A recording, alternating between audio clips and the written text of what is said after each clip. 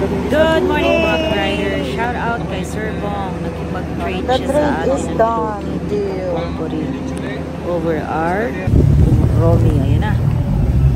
Tuloy tayo in search for KSK food products. So lumabas tayo ng Valenzuela exit from NLEX. Tapos first time nating pumasok dyan sa Malinta exit using service road. Umalis tayo ng 8:51 sa bahay.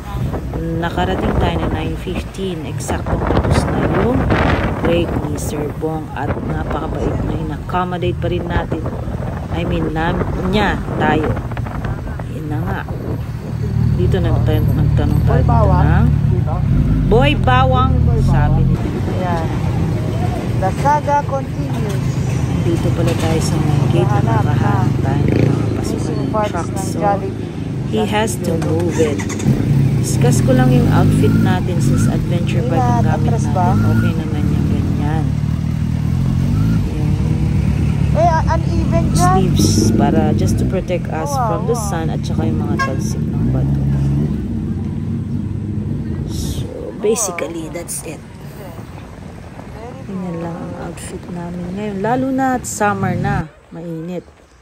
And syempre, pauwi na tayo dyan dahil successful yung lakad. Sumakay na tayo sa Skyway Espana Extension.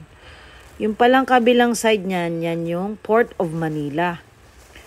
So, it's almost 23 meters, 23 minutes away. Going to NLEX northbound. Ayan.